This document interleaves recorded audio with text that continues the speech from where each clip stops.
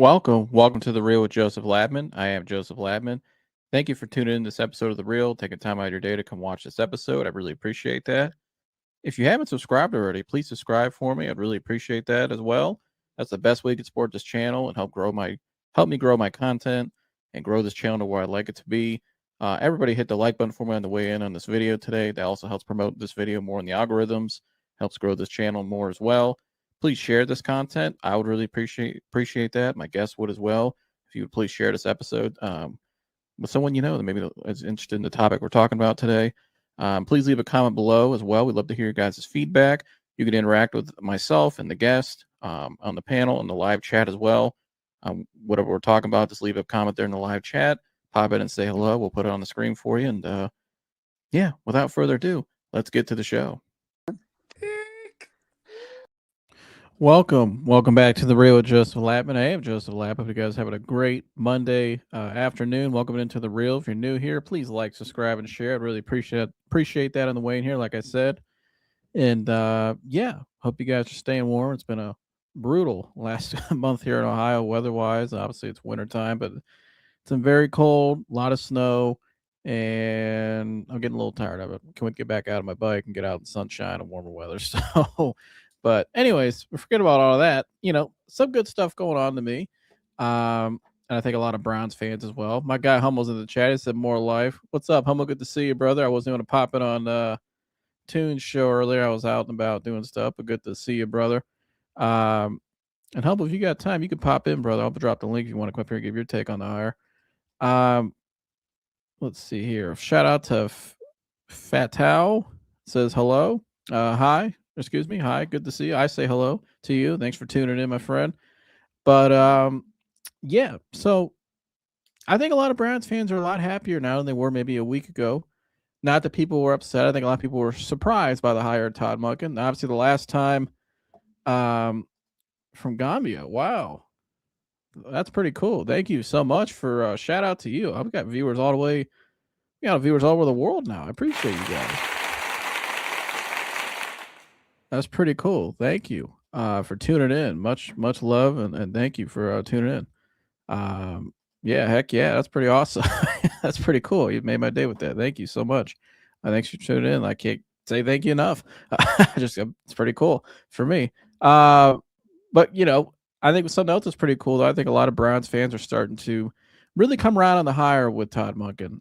Last time I was live and really spoke on it, Mike and I were live that day, obviously last Wednesday when the hire went live, broke, and we went live immediately.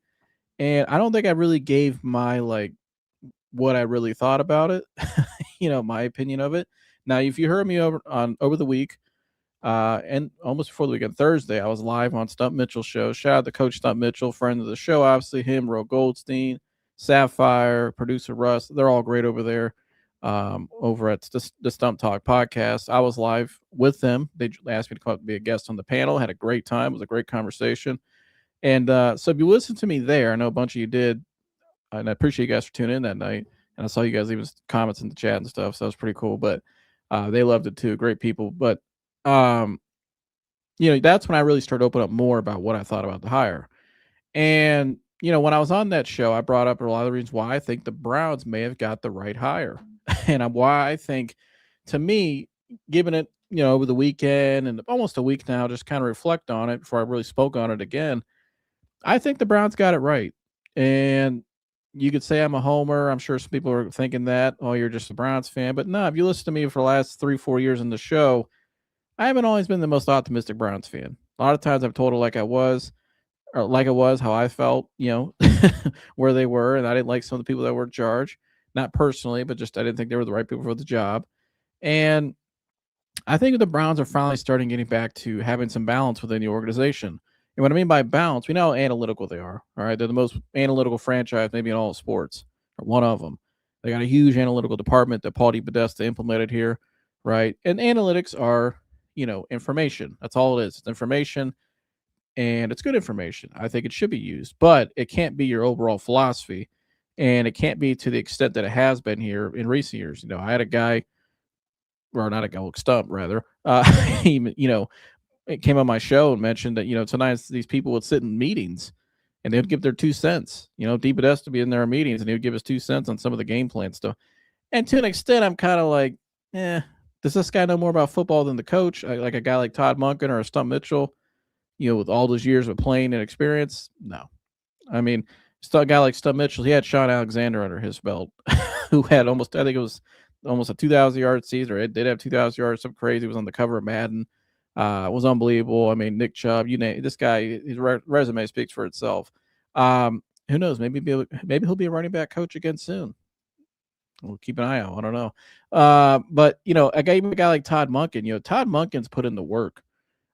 He's went up the chain of command, or he's went up the ladder rather, in the football world. He was an assistant coach all the way back in his early days in college. He was a GA. He was an analyst, an assistant coach, position group coach, offensive coordinator.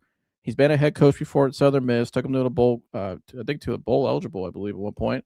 But they weren't very good when he got there. And he made them, decent. And then, which that's not the easiest place to do at Southern Miss. I tell you that right now. Go ask Brett Favre. He's talked about playing at Southern. Like, it's not the easiest place to build a program at all. And so, shout out to. I'm sorry if I mispronounced your name, sir. Cedabor, excuse me, Cedabdur Rahman, I believe. I'm sorry if I mispronounced that, but I'll just cut my friend from Atlanta. He says greetings from Atlanta. We actually have our fellow Falcons fan Corey on the show too, from Georgia. We are not okay with the fancy coach of the Falcons. It gives failing up. Yeah, do I think it was all Kevin's fault here? No. I think Kevin didn't have the full autonomy to do what he wanted here as a head coach. I think in some ways, Kevin, you see you brought in Alex Van Pelt and you brought in Bill Callahan and some other people from the Browns. So that kind of tells you, like we said all along, that he never wanted to make those firings. And when they made those firings, the Browns went south offensively in those 2 years. And so, I think Kevin was forced to do some things. I think where Kevin's downfall is, and I think where to me, as a head coach, you have to have that strong will to stand up to what you want. Stand up for what you want. Even if you don't have the full autonomy. And even if it would have cost him his job, I think, he should have stood up more to upper management. And if it would have cost him his job, I would have had a lot more respect for him. I think the fact that he let things slide and that, he didn't really hold people accountable. And you hear what Coach said. They went out and got a guy like Deshaun Watson, and he didn't really manage him well. When he arrived here to Baker Mayfield, even he didn't really manage that very well either. And just him and Baker never really saw eye to eye, really got on the same page. I don't think they really vibe well together. It sounds like behind the scenes. So, I think Kevin's a good guy. I think he's actually a good coach. I just don't know, as a head coach, does he have the intangibles that you need to be to sustain, for long-term success? I don't know. Do I think he can get you to playoffs, flash in a pan and win coach of the year like he did here? Absolutely. We saw him do it. But is he a guy that's going to go in there and really be like, build a culture out, even like a Dan Campbell doing, for instance, to that extent? I don't know, because I don't know if he has that personality. But I do wish Kevin nothing but the best. Like I said, I don't think it was all his fault here. I think the guy that was the main culprit left before Kevin. Went back to baseball, but I wish Kevin nothing but the best. But maybe it'll work out there. He's got plenty of weapons there. He's got Bijan. He's got Drake London. He's got the tight end. He's got a quarterback maybe he can work with. They got some pieces they can work with. So and they're in a division that's kind of been up for grabs for the last X amount of years. So we'll see. But shout out to Humble. But going back to the Browns though, I think they got the hire right. Because if you look at what the Browns needed, right? They needed somebody with experience, right? Check. He checks that box. They needed somebody who's an offensive mind and proven quarterback developer. Check and check, right? They needed somebody who could come in and implement a culture as a strong leader, right? Kind of the opposite of what I was just explaining. Check, right? He checked all the boxes to me, I think, for what they needed. Maybe the only box, if they wanted to go a little younger, although to me that's kind of irrelevant. I just want the guy that's the best guy for the job. He's only 59, just turned 60, I believe, or 59, 60. So he's fine. I mean, that's not a concern to me. And he knows how to relate to players. You see him right there with Shador. They've always put out that video of him and Shador, Shador walking in his office. And, Todd Monken was like, we want to draft your ass last year. and they were laughing about it. But I think Todd, you know, what it seems like what happened in Baltimore as well. I know a lot of people were trying to blame that on him and all that, and saying, well, the offense was this and that. But if you really know what happened behind the scenes there, I don't think it was all Todd Monken's fault. I think Todd Monken was put in a situation where he was a little too honest with Lamar Jackson, even though Lamar had a 41 touchdown MVP season under Todd Monken. And I think Lamar just, it wasn't just Todd Monken they ran out. It was Jim Harbaugh, too, the guy who was there long before won a Super Bowl in Baltimore, before Lamar got there. But I think ultimately in the end, ownership sided with Lamar. And I think Lamar, for some reason, they just didn't see eye to eye anymore. And, to me, I think if I'm Lamar Jackson in Baltimore, be careful what you wish for, because what you had may not have been that bad. And, and if Todd Monken's a hard coach, if he's honest with guys, I'm be honest with a lot of you players out there nowadays, and my high school guys listen to this. You guys know what I'm talking about. Don't take that stuff too, personal. Like, I think a lot of these players now, if a guy pushes them hard or is honest with them, they take it personal. Or, oh my gosh, coach is getting on my ass and blah, blah, blah. And they get all salty and they want to go run the management or run to their dad or run to coach or run to the, what I mean? I'm talking about all levels, high school included up. I see it all the time. And it's just like, hey, man, it's okay to be held accountable. It's okay to be coached hard. They're trying to get the best out of you. And this guy has a track record. He's worked with coaches, or this coach here, Todd Monken, has worked with multiple quarterbacks, all different types of skill sets and athleticism. He knows what he's doing. He's not an idiot, right? And he went through, in my opinion, the right way. He did it the right way. He probably could have got a head coaching job before in the NFL. He's interviewed before with different teams. But this is a guy who's going to wait for the right hire for him, the right hire for him. And I think he felt this was the right hire for him. When he left here in 2019, he still had a pretty good relationship with the Haslams. I think they all understood kind of what happened that year. And so he has a relationship with the ownership, and that's another check in the box, right? And I think with Todd's going to get the best out of what he's got. You look at who's been the best coach the Browns have hired, in my opinion, in terms of like position or either coordinator or head coaching hire, right? Either OC, DC, or head coach. The best coach they've hired in my lifetime, and I was born in 1999, is Jim Schwartz. But it wasn't because Jim Schwartz is wide nine technique. I know a lot of people last year were getting on Jim Schwartz. It seems like a lot of those reports were blown out of proportion that day, that he was having a tantrum and all this. I don't think that's something that's actually what happened. I think Jim Schwartz was like anybody else would be. You got to remember, these guys are human beings too. Like, people can criticize these guys all they want, but, everyone wants to tell them how to do their job and how they should act and do X, Y, and Z. But if people came to your job and told you how to do it in your career, you would have a fit, a lot of you. You'd be offended. Like, how are you going to tell me? You don't know how this works. But we do it to these guys all the time. And I see it from both sides because I'm on the other side of that world too. I see it all the time. I'm around one of the better coaches in the state of Ohio all the time now. These guys are human beings, but they're very smart. They're very savvy. There's a lot of knowledge that goes into being an elite head coach, high school on up. Like even some of your best high school coaches around you in your state, the elite programs, that coach is a damn good coach. A lot of coaches are just as good as any coach. Really have the same amount of knowledge as guys up into the NFL. Like, just because you work in the NFL doesn't mean you have more knowledge than a guy that's an elite coach in college. Like, there's really not. The style of play is different, maybe, but and you're dealing with different people, different age groups, but that's really not a lot different in terms of like the actual game, know-how, knowledge. You know what I mean? It's so. But Todd Monken's a guy, though. Again, I see it from both sides. It's so. I think with Todd Monken, I think he's shown an ability to where he can adapt to many different people, different quarterbacks, and different cultures. You look at all the places he's been throughout his career. He's been to a ton of colleges, high-level colleges, and NFL teams.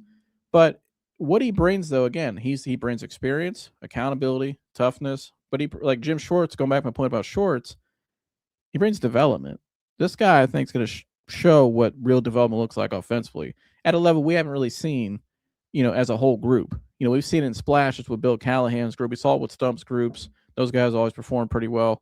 But a lot of other groups, we didn't really, as an offensive unit, we just didn't see that development. When Jim Schwartz came to Cleveland, a guy like JOK before he got here was being written off. I remember we covered it that year. That was my first year covering the Browns, Mike and I, 2022. People were writing JOK off because he had a down year that year. You know, um, they were writing off Devin Bush was a guy that was written off his career. Grant Delpit was a guy that was written off in his career. A lot of guys were written off. And here came Jim Schwartz. you know, and he took these guys to a whole nother level because Jim Schwartz understands how to identify talent, puts them in the best positions possible, knows how to develop them, not only during the, for games, but he knows what he's doing during the off season, communicating with these guys. He knows how to communicate with these guys. Like Jim Schwartz, you didn't hire Jim Schwartz for his wide nine technique. Like when I heard people last week say, well, the hell with Jim Schwartz, he can leave. We'll just get somebody else to run a wide nine. But you didn't. That's not what you hired him for. Jim Schwartz is going to be very hard to replace if he does in fact leave, because he has a quality that, it's not every coach has that touch, right? Look at the previous DC we had here. Nothing against him. He was young, but he couldn't pull out that. He didn't have that touch like Jim Schwartz had. He couldn't pull the best out of guys like Jim Schwartz did, and identified what works for best for each guy, and so and which ultimately helps you as a unit as a whole. And that's what I think Todd Monken is, though, offensively. If you would have brought out one of the younger guys in here, and I like Nate Shieldhaas, I came up here, I thought maybe that's where it was trending a little bit. I never thought they would hire Todd Monken. Like I thought Todd Monken was really more just maybe if he doesn't get the OC job with the Giants for something happens, maybe we can have him as OC here with Schwartz. I thought Schwartz would be the guy to get the nod. I never thought Todd Monken was actually like a real candidate. I was kind of surprised by it because I didn't think they would all be on the same page with that. I thought, like initially when I saw this when he got hired, I was like, well, maybe Jimmy's the one who pushed it. But no, it seems like, according to Mary Kay Cabot, that they were all on board with it. And I think I have that up here. Maybe I do, maybe I don't. No, I do not. So, but I thought I had that slide. But Mary Kay Cabot reported the other day, or it was yesterday or the other day, that they were all in collaboration with it. They were all on board with it, and that this is the guy they like. And there may be some validity to that because he was the first guy they interviewed. So they must have been they must have their eyes on him for a long time. They had tabs on him for a while. That hey, if we ever get to this position again, which they knew, I think middle of the season they were going to make a change. That's when they started putting their feelers out and kind of looking around. Who do we like? I think it works well for. I think it works well for Andrew because Andrew wanted probably an offensive guy. And I think it works well for Jimmy because Jimmy wanted somebody that he knows and trusts, I think, and he knows who that personality is and a leader. So I think they all kind of did mesh in a way on the hire. Maybe did Andrew lean more over Shieldhouse possibly? Yeah, maybe. Haslam wasn't as, comfortable with that. But I think ultimately, as an organization, you hire who you're all in agreement with and who you think, this guy checks all the boxes. And I think we figured out, too, a lot of their process, their interviewing process, which sounded kind of quirky. And I still think it is kind of quirky at some extent, if it was true. But some of it, though, I didn't have an issue with. I think it was kind of similar to what a lot of organizations do or would ask, questions about, like, how would you do the quarterback room? How would you rebuild our offense? I think they kind of looked at those answers as an organization and said, this guy really sees a vision that we like. Because honestly, what the Browns needed was him.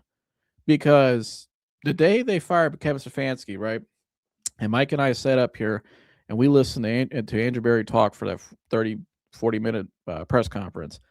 I came out of that and I told Mike immediately, and I said it live here on the show. You guys were watching, if you remember. I said, Mike, the biggest thing they're looking for, and Andrew said it, was a leader. Somebody that could show them how it's done. Somebody that comes from a winning culture, that's been there, done that, has won himself, right? This is a guy who's won 2 national championships at Georgia. Under Kirby Smart, which is not an easy place. If you can't coach there, you're probably not. You're gonna have a hard time coaching anywhere, because Kirby Smart just ain't hiring anybody. If you know that culture, that's a button-down place in terms of whoever Kirby Smart's bringing in and hiring. Your ass could be. It's like coming to Ohio State when Urban Meyer was there. Even now, like you go to these elite programs, like you have to standard. You have to live up to each and every day, or your ass could be ran out. You're going to cost somebody their job, and it ain't going to be them. It's going to be you. So that's just how it goes. But I think, he's proven, he did it. Hell, he got Stetson Bennett drafted. I don't know if Stetson Bennett's even in the league anymore, but in no disrespect to Stetson Bennett, shout out to him. He made it to the NFL. Dude balled out in college. He was a hell of an athlete, but for, what he was able to accomplish. But Todd Monken's shown he's gotten the best out of all these guys he's worked with. Again, with Lamar Jackson, even people can look to last year and criticize one singular season, but you don't look at the whole body of work. I don't get some of these arguments with people. I think people just want to argue just to argue. I've noticed, or they didn't get the Browns and hire the guy they wanted, that they thought was right, that they went out there and stood on a hill for, and now they're upset about it, and so they'll just nitpick all these little things. But his whatever deficiency he has, to me, wasn't as big as any of the other candidates they could have hired. Like if you were to sit up here and tell me they should have hired Mike McDaniel instead, I'd have been like, why? To me, you don't understand what it takes to be a head coach, or really how football really works, and from a coaching standpoint. This isn't fantasy football. This isn't FanDuel. This isn't all this bullshit that people are so caught up in nowadays. Like when you hire a coach, there's certain qualifications you look for, and there's certain, and he fits the bill. Mike McDaniel has experience. He's an offensive mind, but Mike McDaniel's downfall is he can't command a team. He hasn't proven to do that yet. I'm not hating on Mike McDaniel. I actually learned a lot about Mike McDaniel personally when I read about him during this process, and I actually gained a lot of respect for the guy, actually, because I heard his story about he used to ride a bike to practice back when he was coming up, and I could relate to that. You guys know my story, so I have a soft spot for that. But I don't think he's a bad guy either. I heard he's overcame addictions. Shout out to Mike McDaniel, and I wish him the best in LA. I think that's might be a good fit with him and Herbert. But certain guys just aren't head coaches. You know what I mean? This guy, he has the head coaching. He has that vibe. Like he walks like a head coach. He talks like a head coach. He sounds like a head coach, and he has the demand of a head coach. Like, he has a presence when he's in a room. You can tell just the way he talks. And so, I like the hire again. Looking back at it almost a week later, I think it's a good hire, and that's just kind of like a broad reason why. I think a lot of it's because of who I think he is as a coach. I like all his intangibles and his qualities, his leadership, his development. He's proven he's a winner. He comes from a winning programs. Like he fits what we needed, and he also was kind of like the equalizer, I think, that the Browns needed in terms of he's shown he's talked about before. He thinks analytics are very good. He uses them, what I mean? But he's also a football guy too. He has a good balance. He's the balance and equalizer I think that they've needed, and I think he'll bring that to the Browns. And he actually has a plan. You know what I mean? And I got some other reasons I'm getting to in a second. Let me catch up with some of these comments of some of the bigger reasons why I think he's the right hire. But my man Tune In Sports in the chat, Cavaliers talk, chat. He went live earlier. Go check it out. The Cavs right now. There's some smoke out there in the streets. So make sure you guys go check it out. Are they going to get Giannis? What's going on with the Cavs? Mike wanted a younger coach, right? Initially, he did, Tune. But, I think Mike came around after he heard Stump and I talk about it, and he just kind of did some more research and listened about him. I think Mike's on board now, and Mike's a ride or die with the Browns. He ain't ever gonna give up on him. Let the coach. Exactly right. Param John, good to see you, brother. Todd is growing on me. I didn't like it, but now it's growing on me. And I think Param John, that's how a lot of fans are. Initially when I saw it, Param John, I was kind of like surprised. That's why I didn't give a reaction to the hire, whether I thought it was good or bad that day. I just was kind of stunned that they actually hired the guy, because I didn't think it was a real possibility. But all the candidates that they could have realistically hired, I think he was definitely probably the most qualified one, and what fits what they needed. You know what I mean? And so I like the hire. Welcome in, my man. He's on lunch break. Appreciate you on your lunch break. Rodney, good to see you, brother. Joseph, my friend, Monken has loved Shador since trying to recruit him to Georgia, starting quarterback 2026 season and beyond. That's right. And you see that right there, Rodney, him and Shador in the office chopping it up. You can see they're off to a good start. Good PR by the Browns by that video, too, to limit any distractions or anything that we heard all year with Stefanski and Shador. But no, I mean, yeah, he tried to get him to Georgia back in when Shador was going to the college. And honestly, I think Shador, if Shador had to go back in time, I wonder if he would have went there instead. Nothing with his dad, nothing about his dad. I just think Shador may have benefited from going somewhere else to be with a guy like Todd Monken before he got to the NFL. I think he would have reached even further heights in his career. But, and I think there wouldn't have been maybe a 5th round selection. But It is what it is now. But now I think if anybody's going to benefit from these guys, it's the quarterback room, because if you look at what Deshaun Watts needed when he came back, listen to what Stubbs said. He felt like Coach Kevin Stefanski just didn't really hold Deshaun accountable. He tried to treat Deshaun like a superstar, and I think Deshaun actually wanted to be coached. He wanted to be like, and I think developed, and wanted Kevin to be what he thought he was. But I think Deshaun lost respect for him, and that's kind of speculating on my part, but also for what Coach kind of explained about it. He explained it on the show. Like, I just think there hasn't been that type of accountability in that room, that type of development from the head coach. And I think now you have it with Todd Monken. Todd Monken's going to chew your ass out and be honest with you and where your deficiencies are, but he's also be the guy that's going to pick you up and tell you good job and say this, and he's going to show you why. He's not he's not one of these guys just a tyrant. You could tell by his coaching style. I've watched some clips of him. He's going to explain, he's going to tell you, no, this is why you can't do that, but he's also going to explain the why, right? And he's going to show you why. And he's going to do it through not only on the field, but off the field in the film room. He's going to do it in his office. Like, there's going to be a lot of dialogue between him and his quarterback. All this guy does is want to coach. All he wants to do is coach football. They asked him what's his favorite spot in Cleveland. He's like, I don't know. He goes, I'm just in the office most of the time anyways. And I'm not in the office during the season or whatever. I'm usually out of town. So he goes, when I'm here, though, I'm all ball. I'm all work. I mean, you saw him there with the bag of jeans on and the oversized blazer. I think people say he looked like Tim Duncan from that photo back in the 2000s. I thought that was kind of funny. Like, he's just all ball, all business, just a regular guy. He don't really care about all that extra stuff. I wouldn't be surprised to show up to the thing tomorrow with the same outfit on, like just, baggy blazers, jeans, whatever. He's going to say whatever. It's like the press conference is tomorrow at 12. So I'll be reacting to that. I think Mike and I maybe might do that tomorrow night or something. But he's all ball. Like, he's a serious dude, and he's going to win the fans over tomorrow because he really fits the bill to Cleveland. Like, I think one thing Kevin never really did was fit the city. Again, Kevin's a really nice guy, wishing the best, but I think he just didn't fit the city. You know what I mean? Like, to me, fit matters. Like, you are what your culture is. And if you don't fit the city or the vibe of the fans and you have to have your own like edge. Like Dan Campbell fits Detroit. Gritty, tough, big dude, raspy voice, accountable, loves his players, would fight, do anything for his players. You could tell, like, he's just a intense but very cultured guy, very passionate guy. He fits the city of Detroit. I think Todd Monken fits the city of Cleveland more, and then you'll find out tomorrow. I think once he speaks to the media tomorrow and he speaks to the fans and puts out his message, I think the fans will really start to see who this guy really is, and they'll love it. And I think he'll fit pretty well.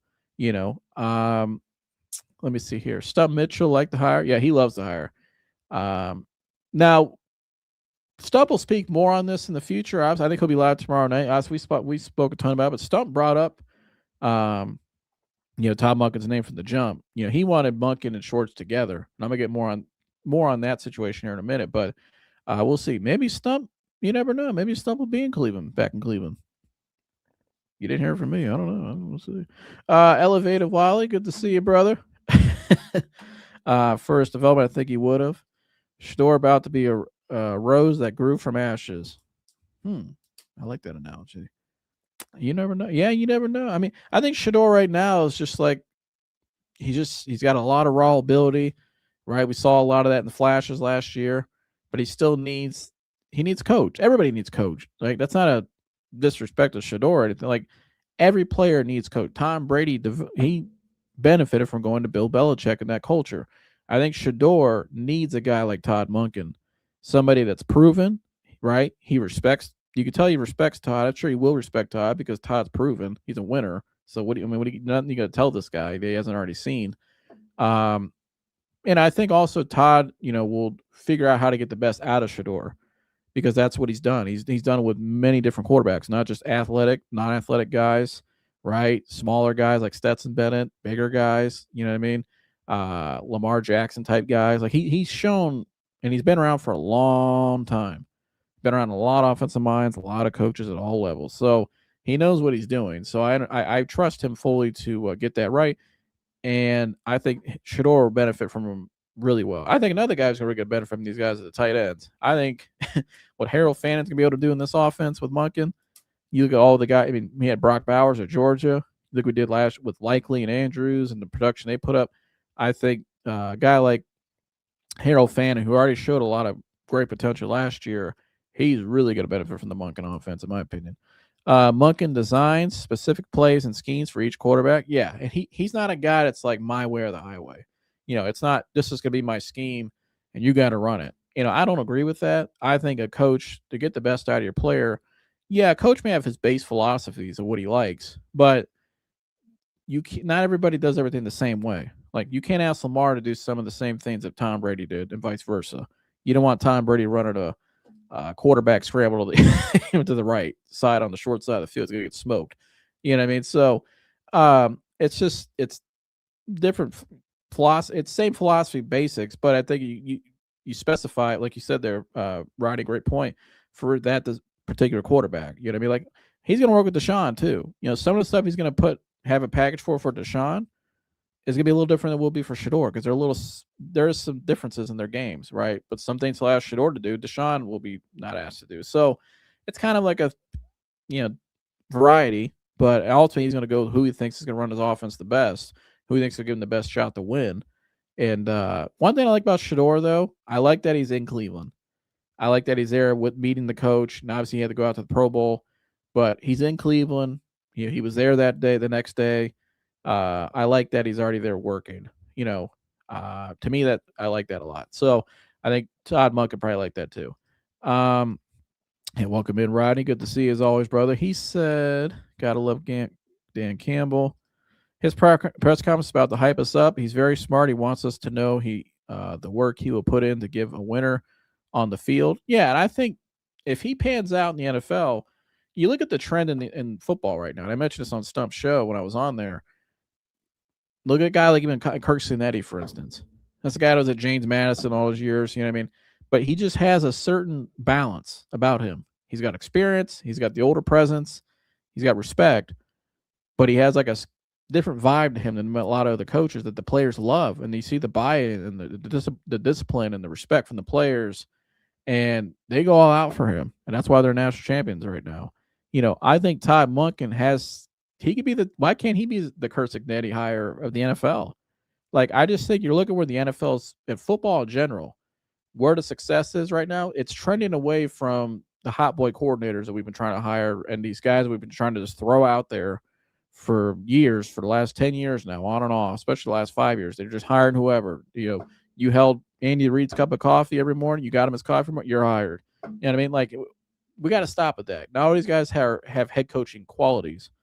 They may be great coordinators, but they're not head coaches.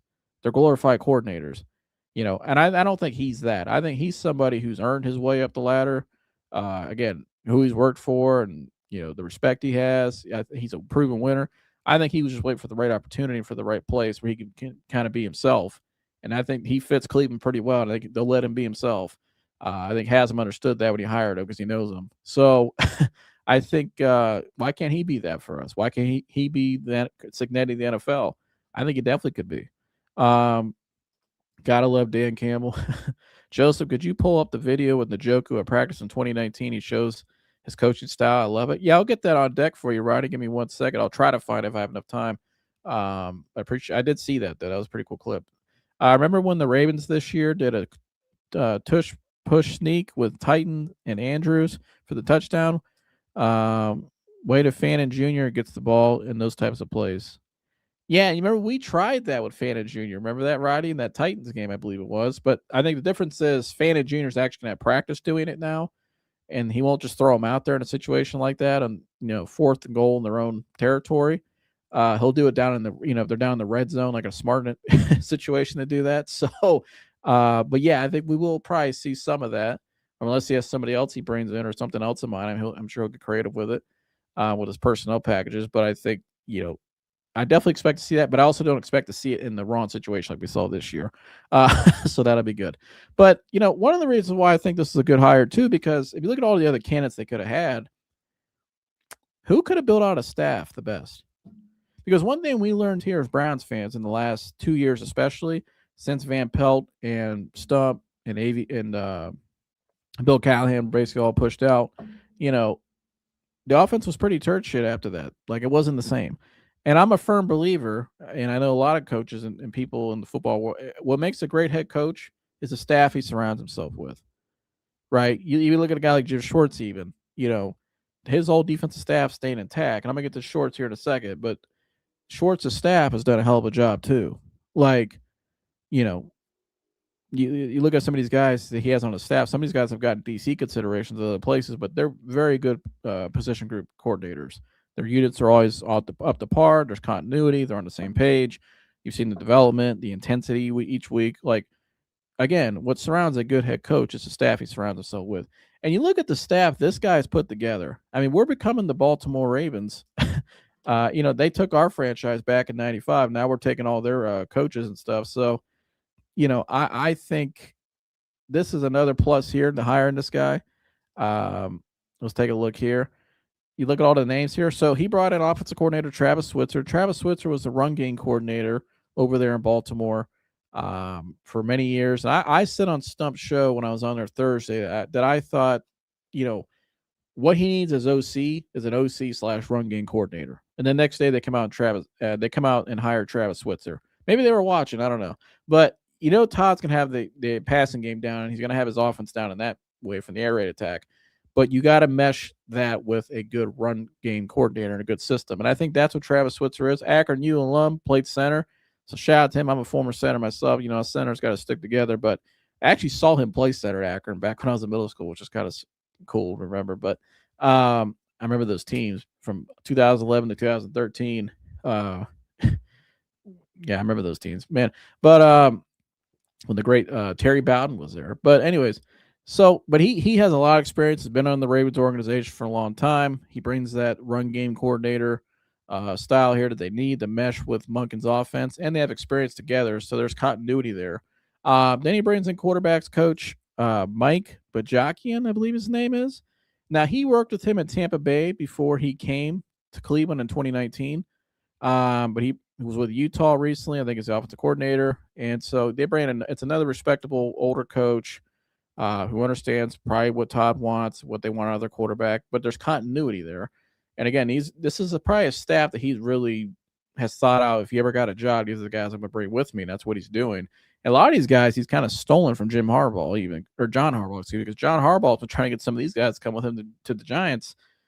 But Monken's still stolen a couple of them. And then the next one, who I think is the biggest one, is George Warhop. George Warhop is basically like a Bill Callahan-like offensive line coach, very well respected. So much so that, he was here from 2009 to 2013 and coach Joe Thomas, developed guys like Alex Mack. And Joe Thomas, the day they hired Monken, went on air live when they announced that they hired George Warhop. And here's what he had to say about Coach Warhop, which I thought was fascinating. Good stuff here from the great Joe Thomas.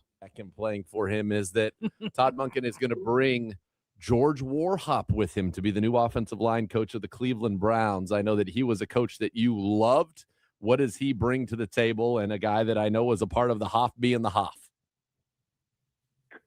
Well, I wouldn't let the cat out of the bag, but I kind of knew that was coming for a little while. And I am so fired up about it because George is right there with Bill Callahan as one of the best offensive line coaches of all time. And I think the skill set that George has, right, that you want from an line coach. All right, they're going to be tough. They're going to be hardworking. They're going to be accountable. But more than that, and this is what Bill was really good at, Bill Callahan, is he can develop young guys. He can develop those backup players that I think a lot of offensive line coaches struggle with because they haven't put the procedures in place every day that you go out on the practice field, the drills, the consistency and the technique that he's demanding. That's how you develop offensive linemen. It's a million reps at a million different techniques. That's how you get better, right? It's not like some of these flashy positions where you just go out and you catch the football and you dance around in your underwear. No, like to be a good offensive lineman, you go 3 hours every day. You beat your head against the bag. You do 10,000 different drills exactly the same way. And then you do it so many times, not that you get it right, but that you can't get it wrong anymore and you're doing it in your sleep. That's the type of coach that George is. And what that gives you, like from a strategy standpoint, if I'm sitting there and I'm Andrew Berry, I'm going, this is amazing, right? Because offensive line coaches have the most impact on player development and taking a guy from where he is to where he is when he's on the field months, years later. Because like I said, it's not so much about talent. It's about the work ethic. It's about doing the technique, putting your body in the right position to be able to succeed. And George is able to do that. So Andrew's looking at it going, okay, these guys that maybe weren't my elite starters, maybe some of these guys I'm bringing in 4th, 5th rounders, he has the confidence in knowing that George is going to be able to turn those guys into reliable starters. Maybe he's not going to turn them into all pros, right? Because everybody has a ceiling. But I'll give you the example of Jason Pinkston, right? He was a mid-level guard from Pitt, not really highly touted coming out, but George worked with him, George developed him, and he became a very good starter in the NFL next to me at left guard before Joe Plutonio came in. And so that's the type of story that you hear with the guys that George has worked with throughout his career. He's able to develop those guys that maybe other coaches can't, and you can get great value out of those mid to late round picks, those guys that are cheaper in free agency, because George is a developer. Yeah. And so a lot of stuff there from the great Joe Thomas. Shout out to him. But, I think you look at where the Browns are, too, from an offensive line standpoint. I mean, they're in a total rebuild in that unit there. I don't think they have any offensive linemen under contract for next season as of right now. So they need somebody in here who, not like we had 2 years ago. We brought in somebody that was younger and ended up at the end of the season, Mike Vrabel's coaching unit. That's not stable. We need somebody in here that has a presence, is proven, again. And you hear what he said about George Warhop. George Warhop has developed a lot of guys, has a lot of experience. And, I think you're going to be taking a lot of these guys in the mid to late rounds, like you said there, because you're not going to take, not all their picks are going to be all linemen in the first 3 rounds. So, you're going to take some guys in the 4th round. You're going to take some guys maybe off the streets that are on cheap deals that maybe are like how Devin Bush was when he came in here, who maybe just need their career revitalized a little bit. But you have a guy now in George Warhop who's going to do that. And that's what they need. When you're in a market like Cleveland, like Bill Callahan was gold here when he was here because he was that. And you saw that year we went to our 4th string left tackle. We still made the playoffs with Joe Flacco because that line, no matter what injuries they had, they never really lost their mode. They never lost that stability. So there was always stability with Callahan was here on that line because he got the best out of guys and they were always prepared. And if you were playing up to par, he was going to replace you with somebody else. And we saw him do that a few times. And we had guys in there I'd never heard of playing, but they went in there and were productive certain nights. And so certain games. So, I think George Warhop will bring that. You look at what he's done there. I think a name that he could possibly bring with him is Tyler Linderbaum. You look at a guy like Tyler Linderbaum, he's 25 years old. He's a 3-time Pro Bowler. He's a center, but that's what we need. He's a free agent right now.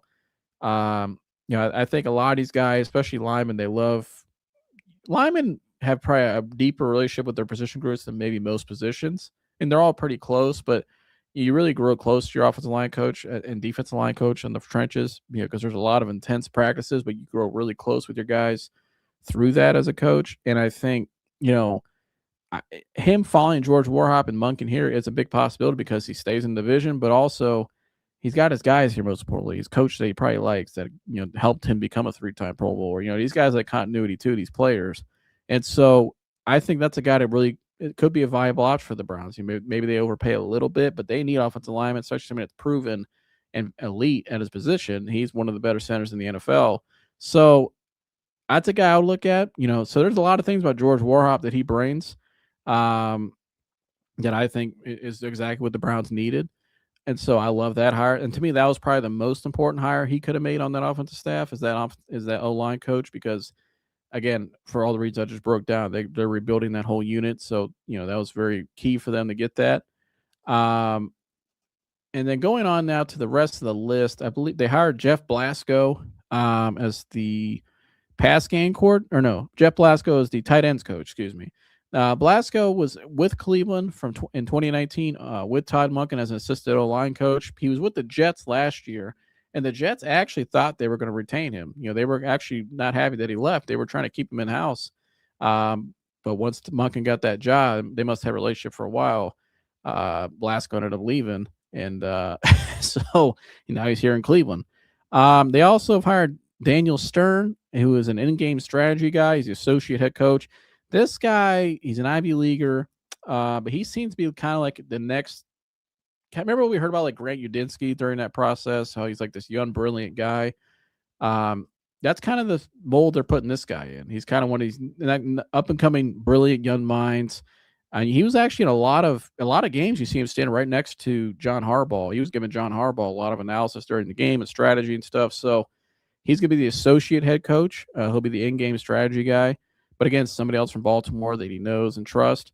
And so, again, I like the continuity again. And then he also brought in, let me see here. The next one I had the list. Give me 1 second. Wani, good to see you, brother. My guy Wani's in the chat. Shout out to you, brother. Much love. Hope you're doing well, man. Hit me up soon. Miss you guys, man, and hope you're doing good. Me and Wani won the national championship together. So, that's my guy.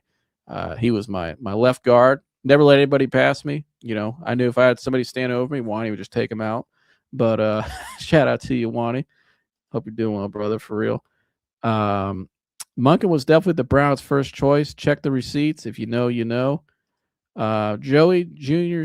JRC, appreciate you. Said it's not, or no, his first one was, he said he was not the best of the leftover choices. He wasn't their first choice. Monken has 30 years of contacts built up out of his staff. No problem, not a problem at all. It's just that the Browns are not an attractive organization to play for. I'm not sure if he wasn't or was not their first choice, but I do know he was the first guy they interviewed. And I do know Joe Thomas said something near the beginning of that interview that I thought was kind of slipped by a little bit, that he knew George Warhop was getting hired by he said it was in motion. He knew about it for a while now. He can let the cat out of the bag. So it makes me wonder if, Monken really was at the top of their board for a little bit, and they were just, all the Udinsky and the Shieldhouse and the short stuff was really them just kind of doing more just to check in on those guys, to make sure that's who they really wanted to hire. And I think ultimately in the end, I think they seemed to got the guy that I think they all were in agreement with, I think, from ownership to GM and to, having continuity in the organization already. He's already been here. So I think there's some of that there. Now, do I think he was the best choice out of what they realistically could have got? Yeah. I think because he just checks all the boxes, like I pointed out, in terms of the experience balance, but also the offensive side of that balance as well from the offensive standpoint. And he's proven he's a winner. I think he fits the culture and will establish a culture here. But he fits the culture of the city better, I think. So I think from that standpoint, I think they got it right. Now, could there have been more? Some people in the organization maybe wanted to go a different direction, go younger, possibly. Maybe the analytic people maybe wanted to go the younger route. Maybe there were some people in the organization that wanted to, well, maybe we just stick with like the players, for instance. Some of the players, maybe like Miles, wanted to say just go with Schwartz, but so I could see that. But I think the people that are really making the decision, if he's the first guy they interviewed, and you hear what Joe Thomas said about George Warhop, it sounded like he was in motion to come here for a while. To me, it sounds like they were maybe a little there was a little more going on behind the scenes than we knew at the time. They did a good job keeping everything sealed. That's for sure. Joe, love you, brother. Thank you for all the Browns updates. You definitely make me proud to know all you you all well, excuse me, my screen froze. Okay, there we go. You definitely make me proud to know you, all your work and knowledge. Appreciate you, Humble. Love you, brother, as always. And shout out to Humble. Shout out to Wani, Humble, everybody in the chat today. So shout out to all you guys extra tuned in. Chantel, good to see you. Hey, Joseph, good to see you, Chantel. But again, I think one of the other reasons why I like him, going back to the coaching staff, he also brought in, I think, Ian Colsty, I believe is his name, offensive analyst from Baltimore as well. So he's brought in a lot of Baltimore guys. So we got a quarterback coach, we got offensive line coach, pass game coordinator, associate head coach, offensive analyst, tight end coach, and OC.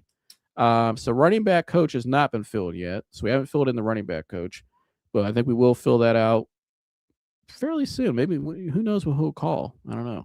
And wide receiver coach, obviously that's going to be an important hire for them as well. But I'm sure, he'll have that all sorted out. Again, one of the pluses with him is, like Ronnie pointed out, this guy's got 30 years of NFL context. So him filling out a staff, I don't think was going to be a question. And so that also leads us to the last part here about Jim Schwartz. And so what's going on with Jim Schwartz right now? I think, to me, from what I have gathered from yesterday, last few days, until now, obviously, I don't think Jim Schwartz stormed out of there like it was reported last Thursday, or was it Wednesday? I don't think he stormed out of there and threw a tantrum like it was initially reported. I think, to me, Jim Schwartz was upset, rightfully so. He thought he earned that job. He put in 3 years here.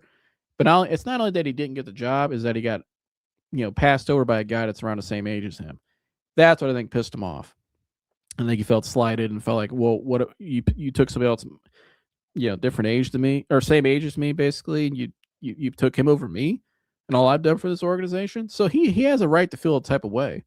And I understand where Jim Schwartz is coming from. I don't agree with a lot of the Jim Schwartz slander that people, because when it was initially reported that he allegedly had this tantrum, people were like, "Oh, we'll have Jim Schwartz, get him out of here. We'll replace him. He's not that good of a DC." And it's like, I mean, Browns fans are ride or die, but it's like, well, we got to be realistic here and have some, be rational about it. Like, Jim Schwartz has meant a lot to this organization, and if he does in fact leave, it's going to be hard. It's going to be very hard to replace what he brought. Like, it's not easy to find. It's not just a wide nine scheme he brought.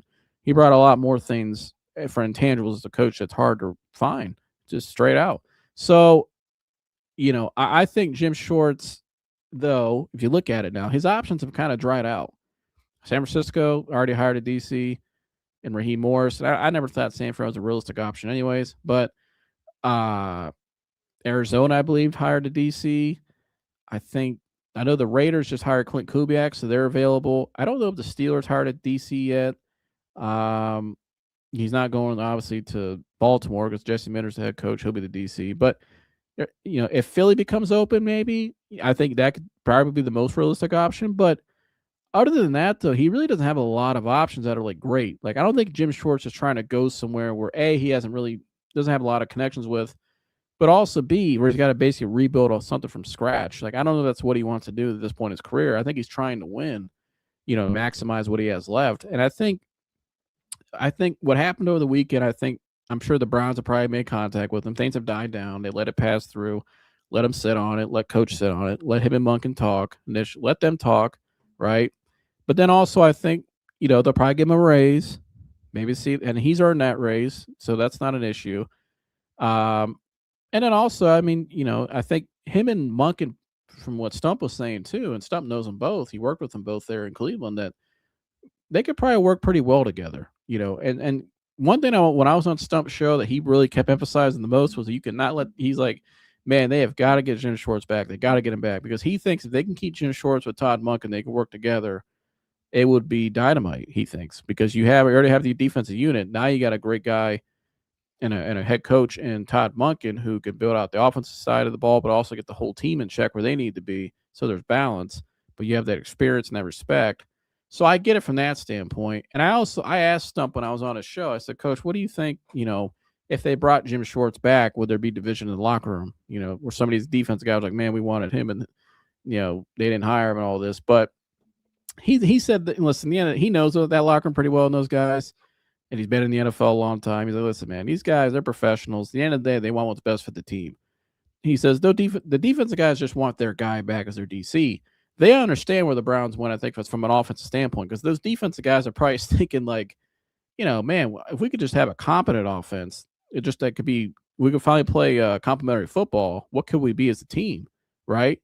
And so I think that's all it is. I don't think it was as big as it was blown out to be, or made out to be, excuse me. It was kind of blown a proportion away. I think Jim got upset, as he should have been. I think he probably felt, well, they didn't hire me, so I'm out of here. He packed up his office and he walked out.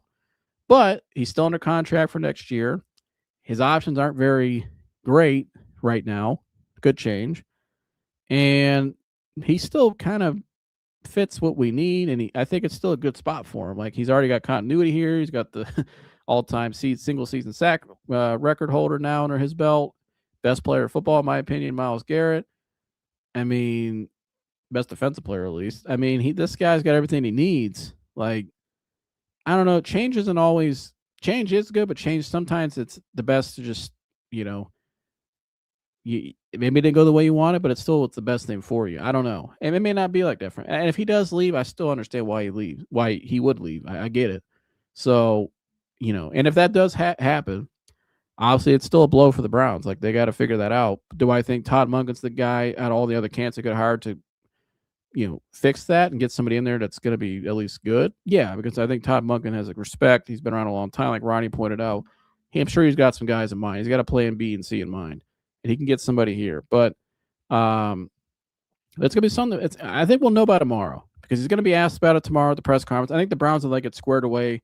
I wouldn't be surprised by tonight or tomorrow morning you hear about like what's going to happen with Schwartz ultimately, what the final conclusion is, because I don't think they want to go into to noon tomorrow in that press conference and not have it resolved, because then he's got to sit up there on his day. It's Todd Monken's day. It should be celebrated for him. He's worked so hard, a long time waiting, and for this opportunity. They don't want it to be ruined by Schwartz questions nonstop, and that should be asked. Obviously, the Browns kind of their fault for making it at this point, but I think they kind of understood the risk they were taking when they hired him, that this could happen, but it was a risk they were willing to take. So either that or they just assumed he was coming back. I think what happened too ultimately in that situation was I think Schwartz thought he was getting the job. I don't know where he got that vibe from, but I think he did. And when he didn't get it, he was kind of like, not only did I not get it, but you hired a guy, like I said earlier, around my age. Like, what the hell? So I think the Browns may have, I don't want to say the Browns, but I think there was some miscommunication or something wasn't right in that process. Because I'll tell you this, Tuesday morning, a lot of people in the media world especially thought there would have been an announcement that Schwartz is going to be the coach.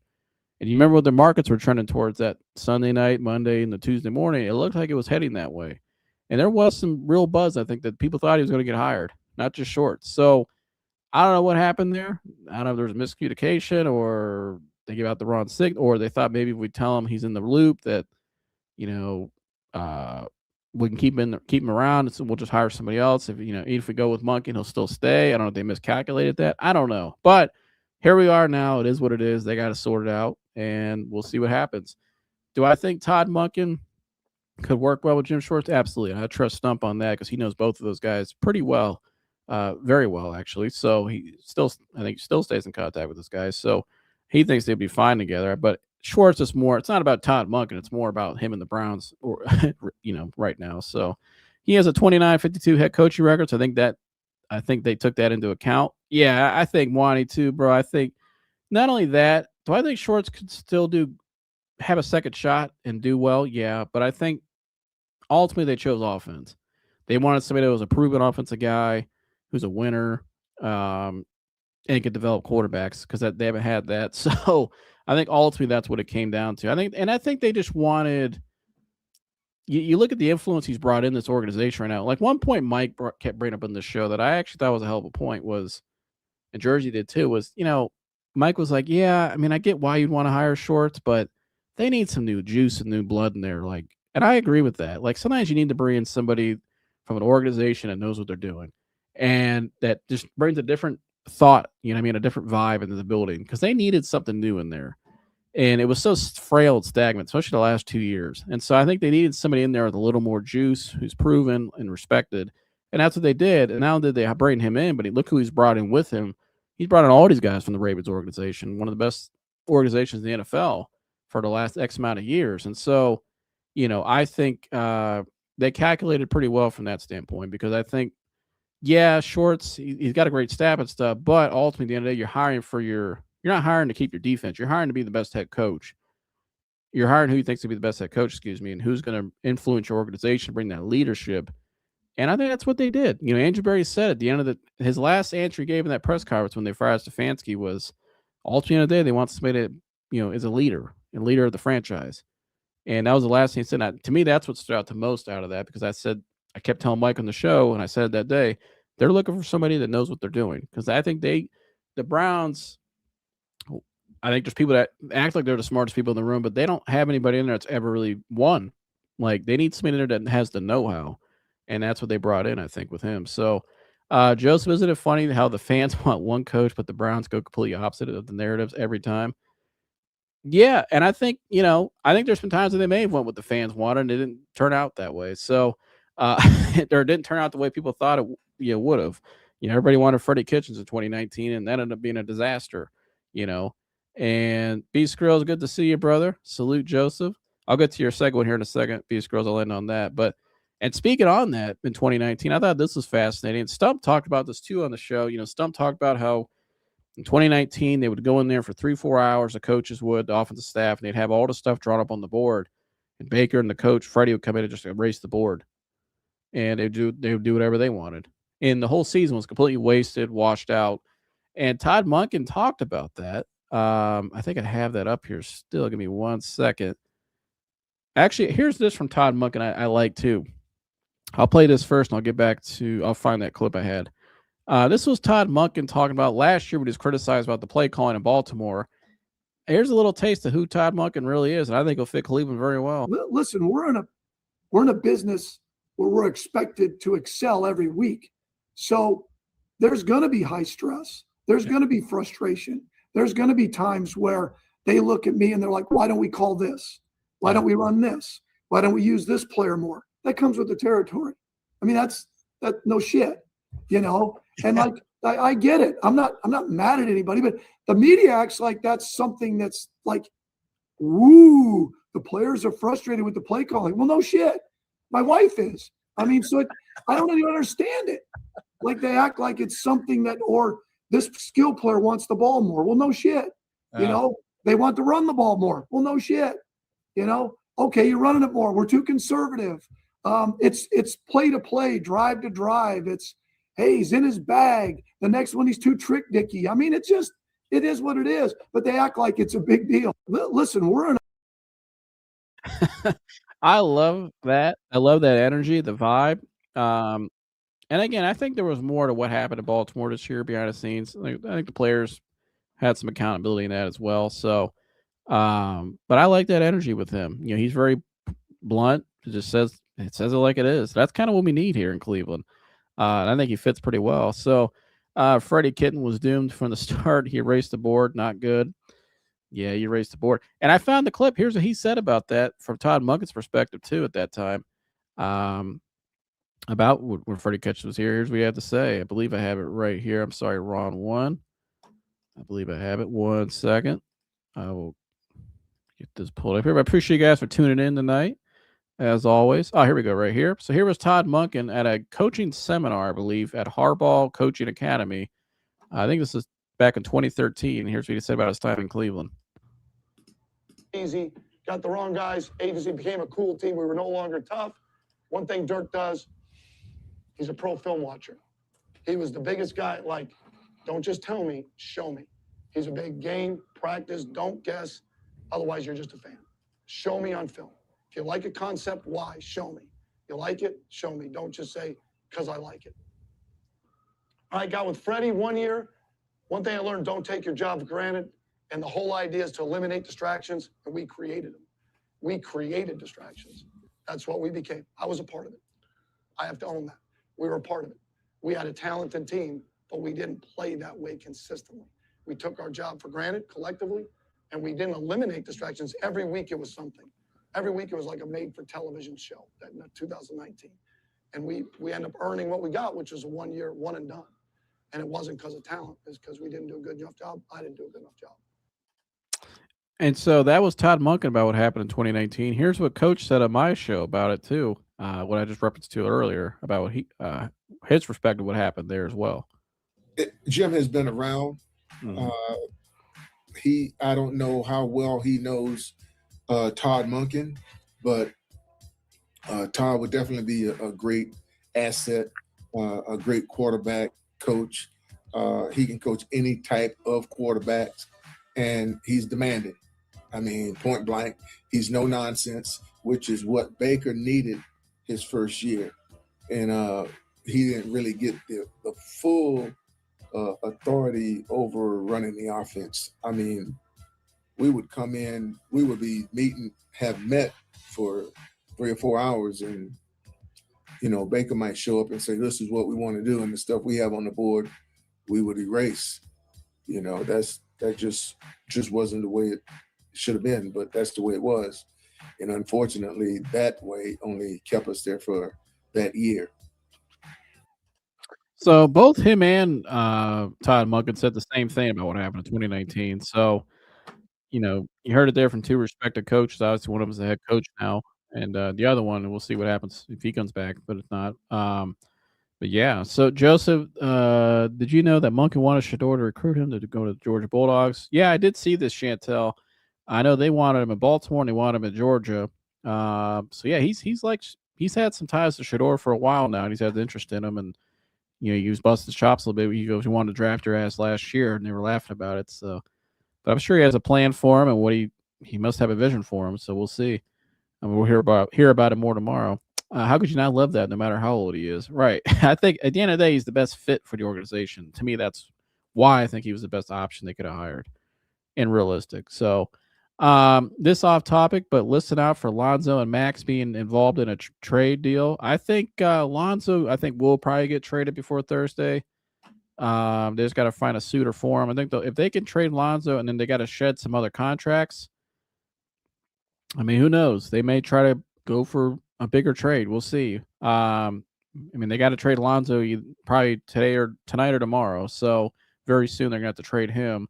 And they just brought in his replacement, Dennis Schroeder, and then they brought in Keon Ellis. I like that trade for the Cavs. You know, I said on Toon Show last week I wouldn't trade DeAndre Hunter unless it was for equal value, but I think what they got was value that they needed. I think it was kind of equal in a way because DeAndre Hunter's been very consistent this year. But they brought in what they brought in was not just defense and a backup insurance policy for Garland and chippiness, but they brought in intangibles. Well, chippiness. They brought in toughness, guys in the playoffs who are going to be assholes to the other team, right? Experience with Dennis Schroeder. Like they brought in things that they didn't have on their team that you need to have you have to have that in your formula to win it, try to win. Not just a championship, but a playoff series. You know what I mean? Not get bullied again. So I like the trade. I think with that trade, though, is a first trade to, I think, another move they're going to make. And I think if Lonzo gets traded, we'll see what else they do after that. I think you're going to see probably the way it's looking. It looks like you may see two more deals, I think, by the Cavs, transactions before the deadline. So, and what they're doing now is they're setting themselves up for not only this season, but for the future as well, for what they have plans for as well, which you guys probably heard about last week.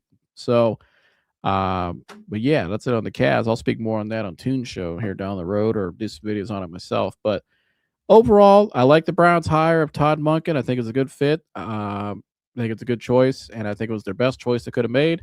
I can't wait to hear the press conference tomorrow. We'll react to it right here on The Reel over here on this channel, so stay tuned for that. I like the move, Hunter for Dennis and Keon Ellis. Yeah, I like a 2 boost girls. I think it was a good move, and I think it gives them something they haven't had that they've needed desperately to try to win these semifinal series and on. So you won't see Jalen Brunson coming here bowling your point guard anymore because Dennis Schroeder's he's just not who he is. And I think Keon Ellis is a guy who probably was underutilized a little bit in Sacramento, but a very good two-way guy, 3AD type guy. Can play the two. Like he's got a lot of capabilities in his game too. I like him a lot. Very tough player, athletic. So I think it was a good move for the Cavs, and they saved a ton of money.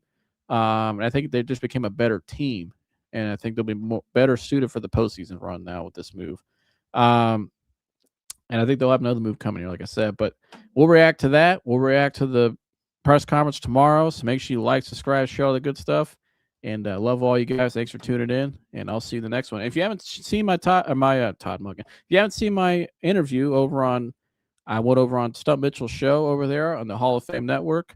I'll put it down below, but it's also on my channel post. Go over there and check that out. I was on their show last Thursday night. We did an emergency broadcast day after the Monken hire, so I was on Stump's show. You can hear I got a little more in depth on some things with them and the panel, and it was good stuff. So go check out that. As soon as you click off here, go over and watch. If you haven't watched it already, I think you'll really enjoy it. So I'll leave a comment on it down below as well. Make sure you tell them you came over from The Reel and put it in the comments below. But I love all you guys. Like, subscribe, share all the good stuff. And I'll see you, Roddy. Salute, brother. I'll see you guys in the next one. I'm out of here.